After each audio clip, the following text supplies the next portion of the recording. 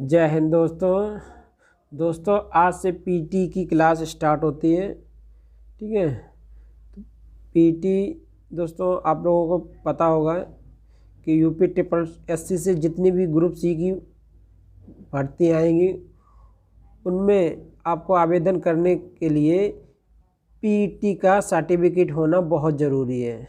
जैसा अभी तक बीएड या डीएलएड करने के बाद आपको सीटेट या यूपी टेट करना पड़ता था, उसके बाद आप शिक्षक भर्ती में आवेदन कर पाते थे, उसी तरह से अब आपको पेट क्वालिफाई करना होगा और इसका सर्टिफिकेट लेना होगा। उसके बाद ही जो भी वैकेंसी निकलेगी यूपी ट्रिपल एससी से, चाहे वो यूपी लेखपाल हो या यूपी से जो विलेज डेवलपमेंट ऑफिसर होते हैं, पंचायत सेक्रेटरी होते हैं, लिपिक, इस तरह से बहुत सारी वैकेंसी आती हैं।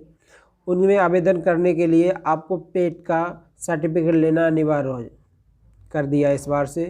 तो उसी की याद से क्लासेस स्टार्ट करते हैं और तैयारी करने के लिए आप लोग हमारे चैनल से जुड़ जाएं और हमसे अन्य सोशल मीडिया प्लेटफॉर्म में जुड़ने के लिए आप simply study with DS Guruji search करें और हमें ज्वाइन कर लें।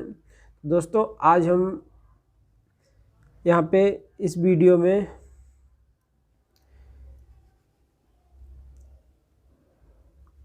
हिस्ट्री पढ़ेंगे। ठीक है दोस्तों, इस वीडियो में हम हिस्ट्री पढ़ेंगे और हिस्ट्री को हम 3 वीडियो में ख़त्म कर देंगे। जैसे कि आप लोगों को पता है हिस्ट्री को 3 भागों में डिवाइड किया गया है। पहला जो है आपका प्राचीन काल, तो एक प्राचीन काल का एक सेपरेट वीडियो होगा जिसमें पूरा प्राचीन काल ख़त्म करेंगे। आज के वीडियो में प्राचीन काल पूरा ख़त्म करेंगे। ठीक है, तो ये हिस्ट्री हम 3 दिन में, हिस्ट्री से 5 नंबर के क्वेश्चन आएंगे और इसको हम 3 दिन में 3 वीडियो में ख़त्म करेंगे। ठीक है, उसके बाद मध्यकाल भारत, उसके बाद आता है हमारा आधुनिक भारत।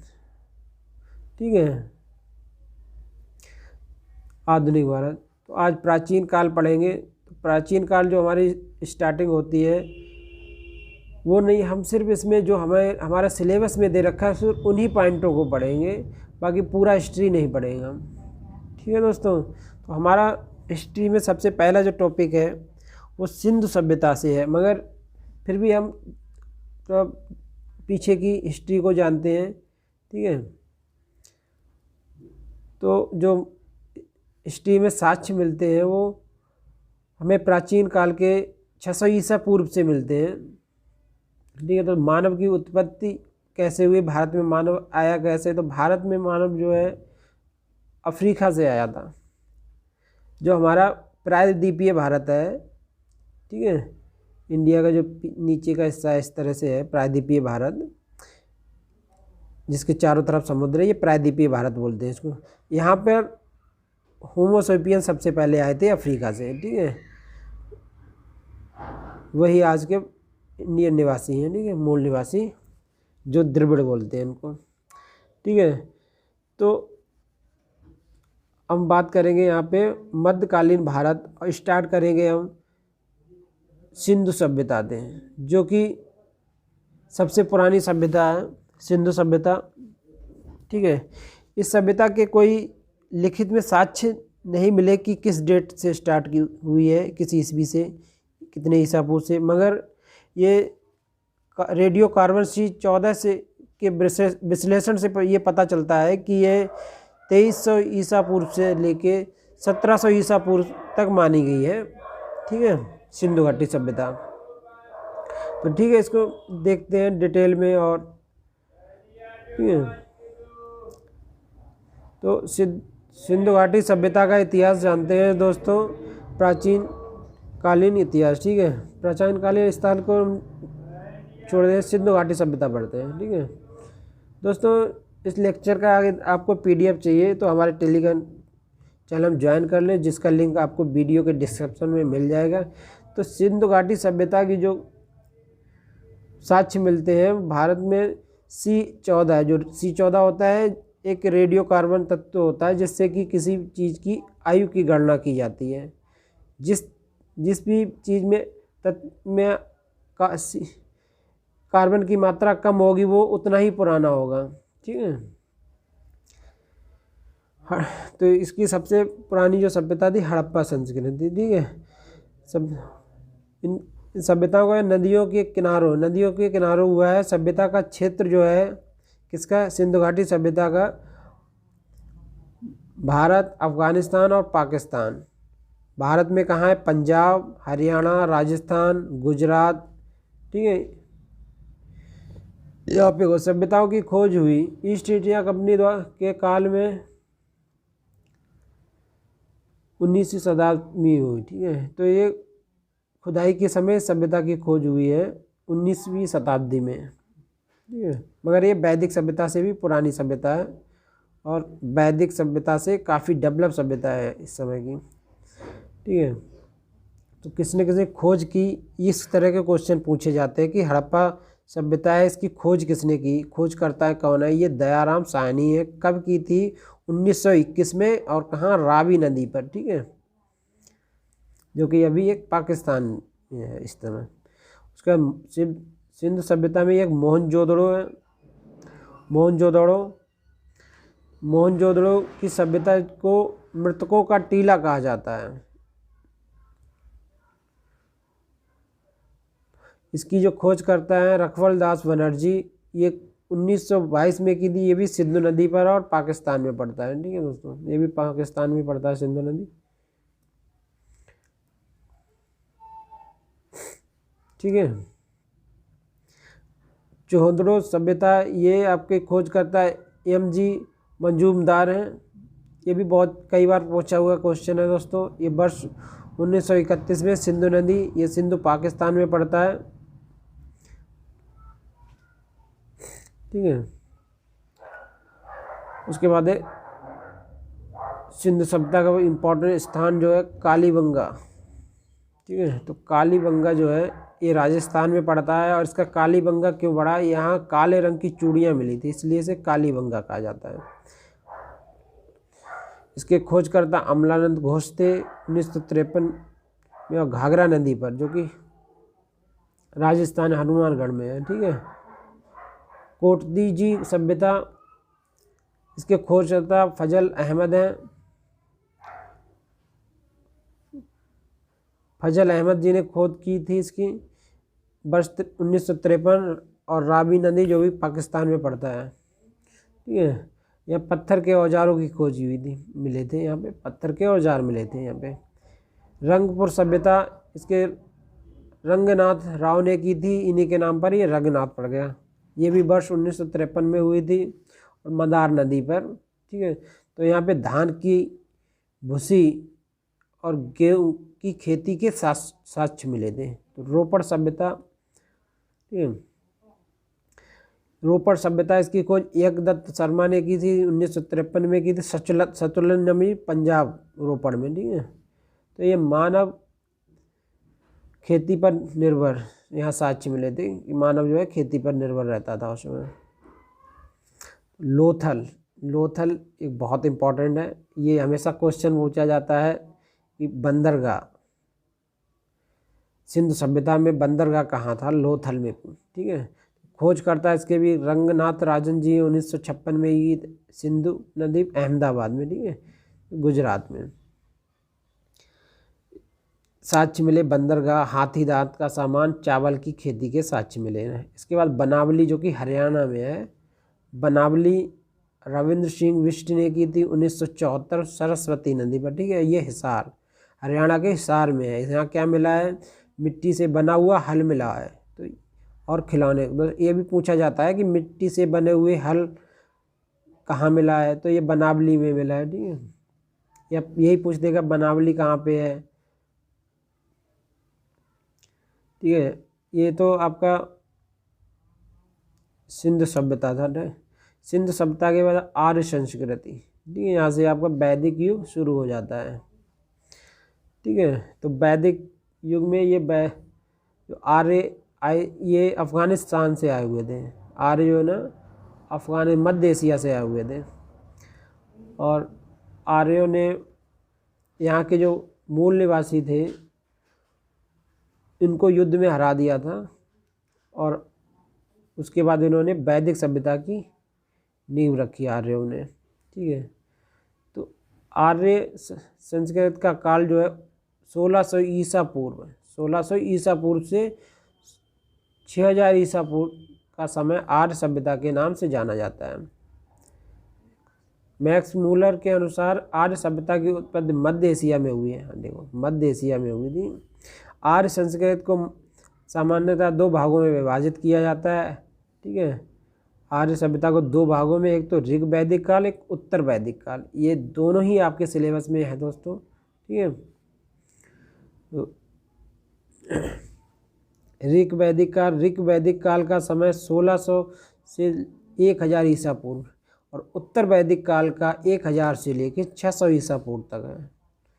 ठीक है, बात करते हैं ऋग वैदिक काल में। तो ऋग वैदिक काल में ऋग्वेद की उत्पत्ति हुई, इसीलिए इस काल को ऋग वैदिक काल कहा जाता है। ऋग वैदिक काल में अस्तवा नामक ग्रंथ लिखा गया। इस ग्रंथ में ही ऋग्वेद का वर्णन है। ऋग्वेद में पूजा पाठ यज्ञ हवन स्मृति उल्लेख किया गया। इस काल में ब्रह्मा विष्णु महेश जी को सृष्टि का संहार पालन पोषण व रचयिता थे। ठीक है, ऋग्वेद में अरुण वरुण और अग्नि की उत्पत्ति हुई। तो उस समय के कुछ देवी देवता हैं, उनको देखते हैं। वरुण जो है ऋतु और मौसम के संहारक थे। इंद्र हैं वर्षा और युद्ध के नेतृत्व करता थे। अग्नि जो है यज्ञों के देवता थे। ठीक है, सोम वनस्पति के देवता, ऊष्मा प्रगति व स्थान की देवी और सूर्य जीवन देने वाले, ठीक है, देवता। उसके बाद उत्तर वैदिक काल। उत्तर वैदिक काल में वेद उपनिषद अवरण व पुराण का उद्भव हुआ। ठीक है, सारे लिखे गए उत्तर वैदिक काल में। ऋग्वेद सामवेद। तो ऋग्वेद में 10 मंडल, ये भी पूछ सकता है ऋग्वेद में कितने मंडल हैं। पुरुष सूक्त में 33 करोड़ देवी देवताओं का उल्लेख है। ऋग्वेद में ही 33 करोड़ देवी देवताओं का उल्लेख है। ऋग्वेद का पाठ करने वाले ब्राह्मण को हेतु कहा जाता है। हेतु किसको कहा जाता है? जो ऋग्वेद का पाठ करता है। उसके बाद सोमवेद। सोमवेद में मंत्रों का उच्चारण गायन करने वाले पुरोहितों को उद्गाता कहा जाता है। ठीक है, भारतीय संगीत कला का जनक भी सोमवेद को भारतीय संगीत कला का जनक कहा जाता है, सोमवेद को। ठीक है,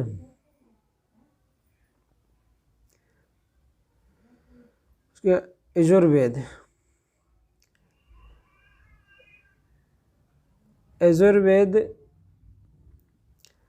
अनुष्ठानों तथा कर्म कांडों, श्लोकों मंत्रों का उल्लेख यजुर्वेद में मिलता है। ठीक है, अथर्ववेद। अथर्ववेद में मंत्रों, जादू टोना, तांत्रिक प्रक्रिया, रोग निवारण की चर्चा की गई, इसलिए इसे भारतीय विज्ञान का आधार कहा गया है। किसको भारतीय विज्ञान का आधार कहा गया है? अथर्ववेद को भारतीय विज्ञान का आधार कहा गया है। ठीक है, इनके कुछ उपनिषद भी हैं। ठीक है, संख्या दर्शन। ठीक है, उसके बाद जैन धर्म। ठीक है, जैन धर्म और बौद्ध धर्म के बारे में पढ़ेंगे। जैन धर्म में सबसे पहले पढ़ते हैं जैन धर्म के, ये बहुत ज़्यादा क्वेश्चन पूछा जाने वाला। प्रथम इसके संस्थापक कौन थे? वो ऋषभदेव थे। ठीक है, प्रथम। उसके बाद 23वें और अंतिम, इसके 23वें पशुनाथ और अंतिम महावीर स्वामी। तो महावीर स्वामी की जीवनी भी पूछी गई है, इसमें आपके सिलेबस में दे रखी है। तो इसकी जीवनी देखते हैं, महावीर स्वामी की जीवनी।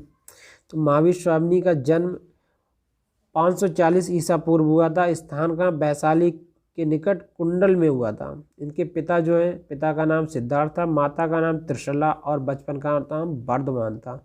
पत्नी का नाम यशोदा था और पुत्री भी थी एक इनकी, प्रियदर्शनी।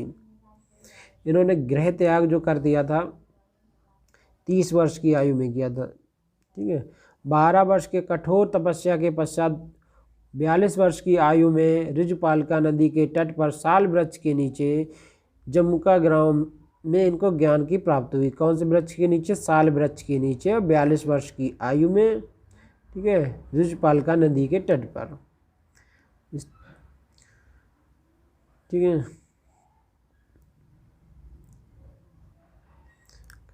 ज्ञान कैवल्य पूर्ण ज्ञान। पहला उपदेश इन्होंने राजगृह में दिया था और इनका निधन 72 वर्ष की आयु में पावापुरी में हुआ था। सीधा पूछा जाता है कि महावीर स्वामी का निधन कहाँ हुआ था या इन्होंने पहला उपदेश कहाँ दिया था।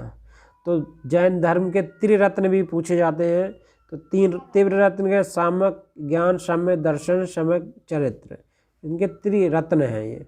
ठीक है। जैन धर्म के 5 महाव्रत हैं। महाव्रतों में आपका अहिंसा, सत्य, अस्त्य, परिग्रह, ब्रह्मचारी, ये इनके 5 महाव्रत हैं। उसके जैन धर्म के जो संप्रदाय हैं, जैन धर्म 2 संप्रदायों में बट गया था। एक श्वेतांबर, एक दिगंबर। श्वेतांबर लोग वो होते थे जो सफ़ेद वस्त्र धारण करते थे, और दिगंबर होते थे जो निरवस्त्र रहते थे, नग्न रहते थे, और उन्होंने आसमान को ही अपना वस्त्र मान लिया था, कोई भी वस्त्र धारण नहीं करते थे। ठीक है। ये तो जैन धर्म का था।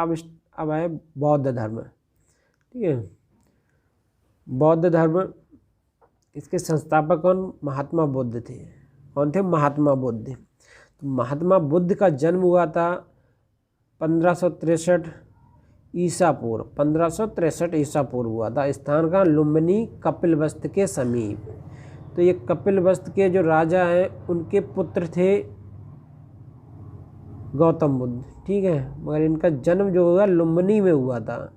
कपिलवस्तु के पास में ही एक लुम्बिनी नाम का एक वन था उस समय, वहाँ इनका जन्म हुआ था। इनकी माता कपिलवस्तु से अपने पिता के यहाँ जा रही थी, और रास्ते में ही गौतम बुद्ध का जन्म हो गया था।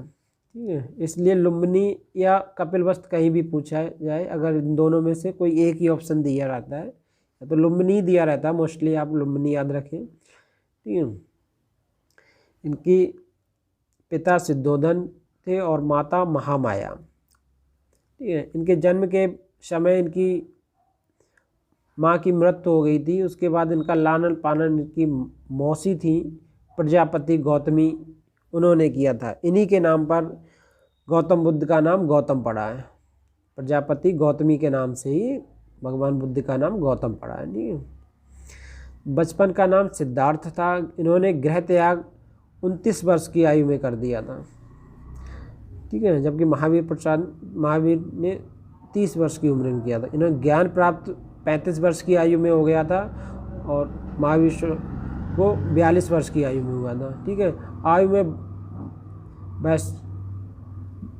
आयु में 35 वर्ष की आयु में वैशाख पूर्णिमा को बौद्ध गया कहाँ हुआ था? इनको बौद्ध गया में पीपल के वृक्ष, उनको साग के वृक्ष के नीचे, पीपल के नीचे ज्ञान प्राप्त हुआ था। कहाँ स्थान था? बौद्ध गया। इन्होंने पहला अपना उपदेश दिया था वो सारनाथ में दिया था। ठीक है। उन्होंने पावापुरी में दिया था, इन्होंने सारनाथ में दिया। तो याद रखना दोस्तों, उनको ये डायरेक्टली क्वेश्चन पूछे जाते हैं। ठीक है। और इसमें आपके एग्जाम में बहुत डीपली क्वेश्चन नहीं पूछे जाएंगे।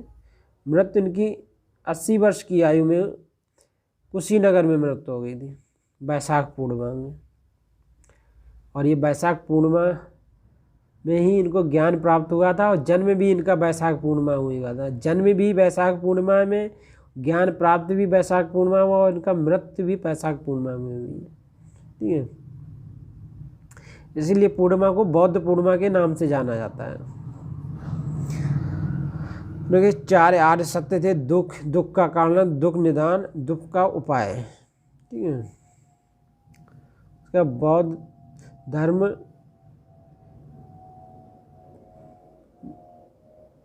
धर्म के भी दो भाग हो गए, 2 अनुयायी हो गए बौद्ध धर्म के। ठीक है। कौन कौन से हैं ये? एक हीनयान था, दूसरा महायान। तो हीनयान के जो अनुयायी थे गौतम बुद्ध जी के, वो गौतम बुद्ध को एक महापुरुष के रूप में देखते थे, जबकि महायान के थे ये गौतम बुद्ध को एक भगवान के रूप में देखते थे। ठीक है। ये इनकी पूजा करने लगे महायान। ठीक है।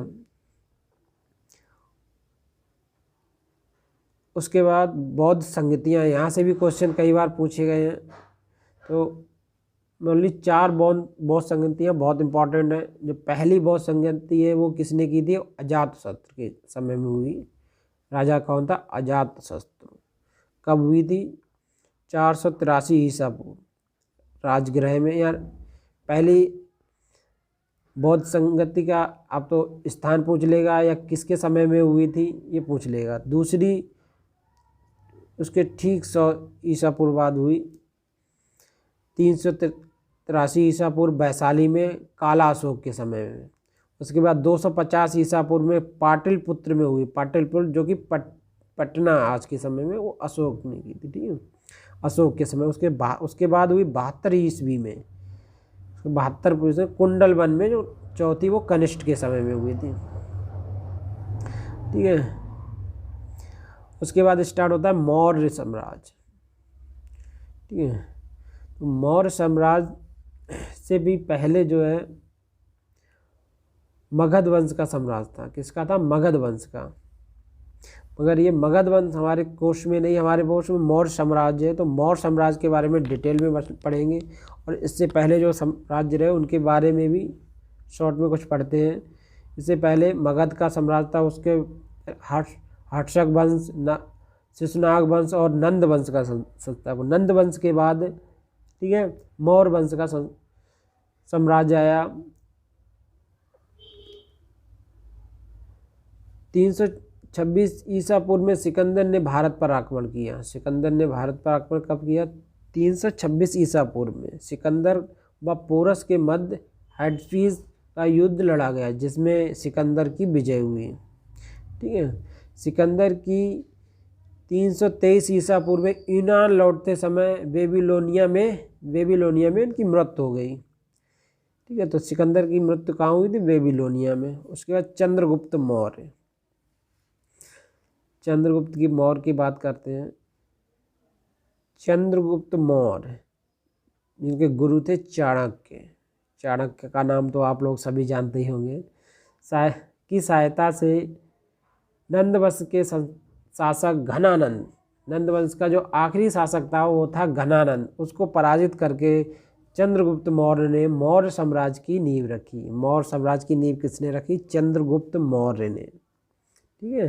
किसको पराजित किया? घनानंद को, जो कि नंदवंश का अंतिम शासक था। चंद्रगुप्त मौर्य का यूनानी शासक सिलूकस ने 305 ईस्वी में युद्ध हुआ।